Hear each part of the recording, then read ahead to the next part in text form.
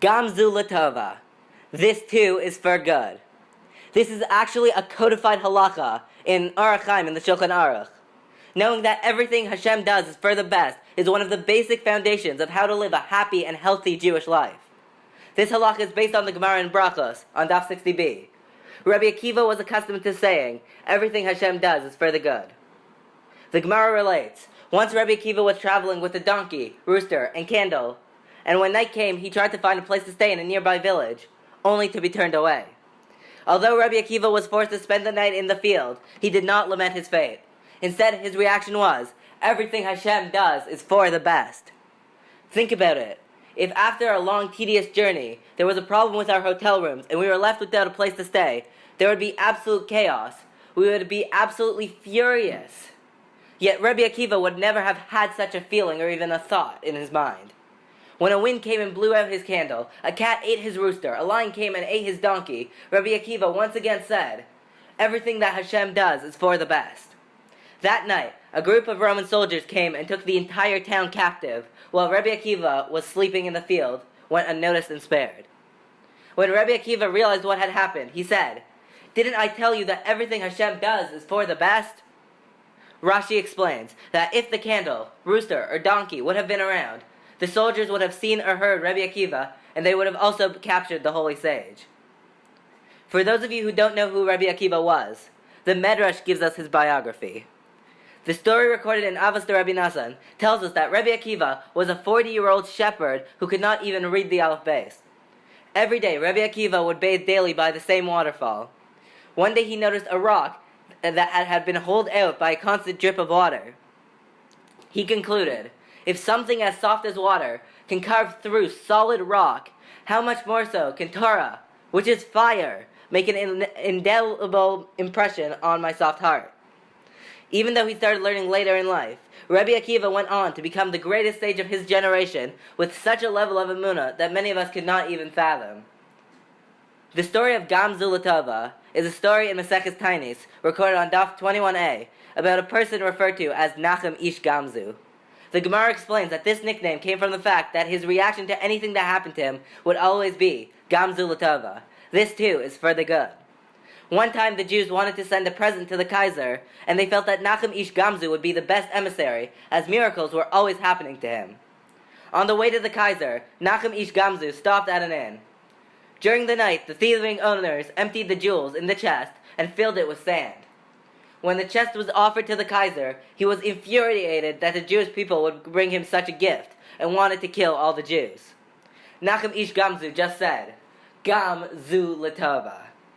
The Gemara records that Eliyahu Navi came in, disguised as one of the Kaiser's ministers, and suggested that maybe this sand is from their ancestor, Avram Avinu, who threw sand and it turned into swords.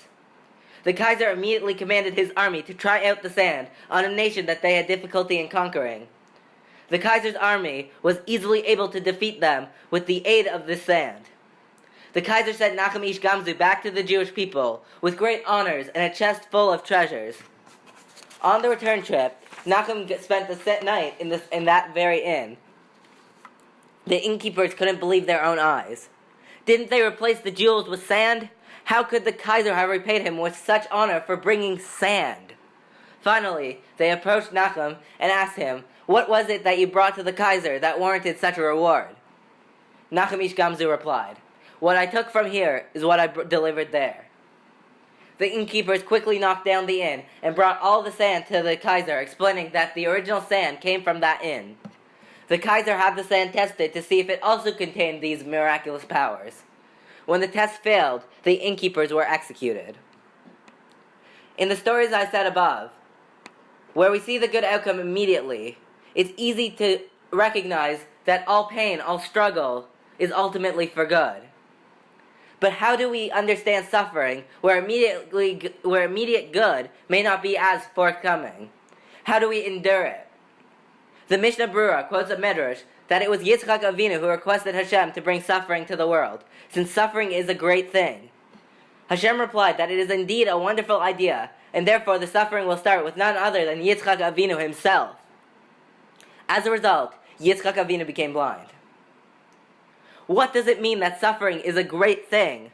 Why would Yitzchak ever say such a thing? The Mishnah Berurah explains that Yitzchak knew the severity of Gehenna and of the process of entering the world to come. Therefore, he asked Hashem to make people suffer in this world, which will spare a person from suffering in Gehenna. And Hashem ultimately agreed. Now this is truly a great gift. In reality, there is no amount of suffering in this world that comes anywhere near the pain of Gehenna. Yet Hashem, in His mercy, agreed to count suffering like part of Gehenna. This is comparable to a person who is owed $5 million and agrees to accept only a mere $5 in repayment. This is such a great chesed we cannot even fathom, and only HaKadosh Baruch Hu would ever contemplate doing such a thing. This can also be compared to a person who was sentenced to death, but the king, in his mercy, changed it to hard labor. Those who don't know that the man was supposed to die think that the king is cruel, but the truth is that he is extremely merciful. Rav Elchanan Wasserman describes it beautifully with the following mashal, a parable. Once there was a man who knew nothing about agriculture who came to a farmer to learn about farming. The farmer took him to his field and asked him what he saw. He saw a beautiful piece of land, full of grass and pleasing to the eye. Then the visitor stood aghast as the farmer plowed up the grass and turned beautiful green field into a mass of brown ditches. "Why did you ruin the field?" asked the man. "Be patient and you will see," answered the farmer. Then the farmer showed him a sack full of plump kernels of wheat and asked him what he sees. The visitor described the nutritious, inviting grain, and then once more watched in shock as the farmer ruined something beautiful. This time he walked up and down the furrows and dropped kernels into the open ground wherever he went. Then he covered them up with clods of soil. "Are you insane?" the man asked. "First you destroy your own field, then you take the beautiful grain and throw it underneath it?" The farmer answered, "Be patient and you will see." Time went by, and once more the farmer took his guest out into the field. Now they saw straight rows and green stalks sprouting up from all the furrows. The visitor smiled broadly. "I apologize. Now I understand what you are doing. You made the field more beautiful than ever before. The art of farming is truly marvelous." "No," said the farmer. "We are not done. You must still be patient." More time went by, and the stalks were fully grown. Then the farmer came with a sickle and chopped them all down, as his visitor watched, open-mouthed, seeing how the orderly field became an ugly scene of destruction. The farmer bound the falling stalks into bundles and decorated the field with them. Later he took the bundles to another area, where he beat and crushed them until they became a mass of straw and loose kernels. Then he separated the kernels from the chaff and piled them up in a huge hill. Always, he told his protesting visitor, "Be patient, we are not done yet." Then the farmer came with his wagon and piled it high with grain, which he took to the mill. There, this beautiful grain was ground into formless, choking dust. The visitor complained again, "You have taken beautiful grain and transformed it into dust." Again he was told to be patient. The farmer put the dust into sacks and took it back home. He took some dust and mixed it with water, while his guest marveled at the foolishness of making whitish mud. Then the farmer fashioned the mud into the shape of a loaf. The visitor saw the perfectly formed loaf and smiled broadly, but his happiness did not last. The farmer lit a fire and put the loaf into the oven. "Now I know you're insane. After all that work, you burn what you make?" The farmer looked at him and laughed. "Have I not told you to be patient?" Finally, the farmer opened the oven, took out the freshly baked bread, crisp and brown, with an aroma that made the visitor's mouth water. "Come," the farmer said. He led his guest to the kitchen table, where he cut the bread, and he offered his now pleased visitor a liberally buttered slice. "Now," the farmer said, "now you truly understand." Rav Elchanan said, "Hashem is the farmer, and we are the fools who do not begin to understand his ways or the outcome of his plan. Only when the process is complete will all the Jewish people know why all this has happened. Then, when Mashiach has finally come, we will know why all of this had to be. Until then, we must be patient and have faith that everything, even when it seems destructive and painful, is part of the process of goodness and beauty." With this, Rav Elchanan Wasserman explained the Holocaust. Now we can understand another story with Nachum ish Gamzu. The Gemara in Taanit relates that a poor man who was starving asked Nachum for food.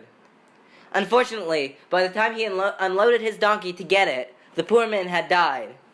Nachum was very shaken by what had happened, and fell on the poor person and said, "My hands, which didn't have pity on your hands, should be cut off.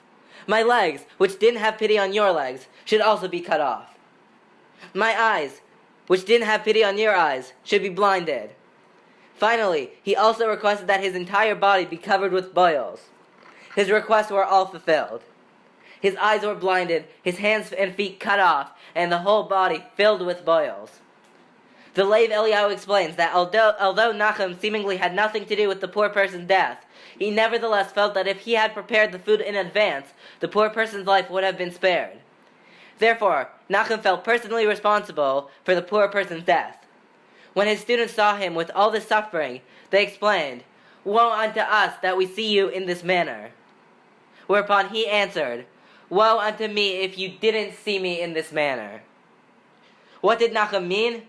The Stipler Gaon explained in his Sefer, Chaye Olam, that Nachum knew the punishment in Gehenna, even for an accidental sin, would be so much worse than the suffering he had endured. As a little bit of an aside, a person cannot escape his own prison. The Gemara speaks about it three separate times. Ein chavush matir atzma min hayasurim, that a person cannot escape his own prison, a person cannot get out, so to speak, of any sort of situation that he puts himself in. A person needs the support of others to free himself from all his troubles in this world. You can't do it yourself, even with tefillah. That's why we daven in a minyan. That's why when someone is sick, we get other people to daven and say Tehillim. Because the koyach, the power of unity, of togetherness, is beyond our comprehension. What we learn from Nachum Ish Gamzu is an invaluable lesson, and that is why it is codified in halacha. In life, there are times where it's easy to see the immediate suffering and just give up, but we must persevere. Chazal teach us that we have to look beyond our current situations to see where we ultimately want to end up in life. Rabbi Ari Shvat explained this perfectly. He said, "Judaism has been around for more than 3,700 years, and therefore is not obligated to any quote attributed to Ralph Waldo Emerson, who said, 'Life is about the journey, not the destination.' Nevertheless, he may have been referring to an idea which is very Jewish, and is worded nicely by Rabbi Avram Yitzchak HaKohen Kook, Zecher Tzaddik Livracha, in his Sefer, Oros HaTshuva. Rav Kook writes that nobody is perfect, but the strive for perfection, what Emerson would call the journey, is as perfect as man can get. In other words, nobody except Hashem ever achieves complete perfection, or as Emerson would call it, the destination.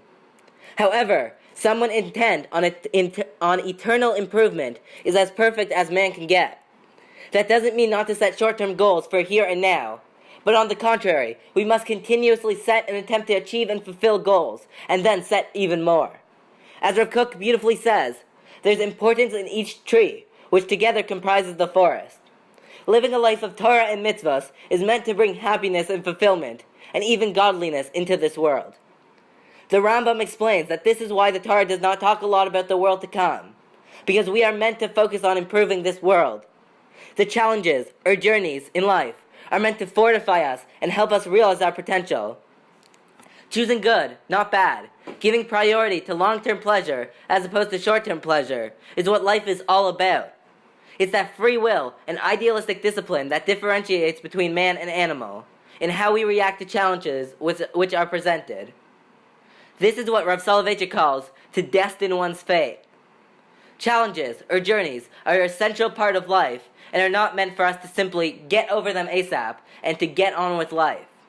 For challenges are what life is all about. On the other hand, there is also a clear and defined destination, godliness.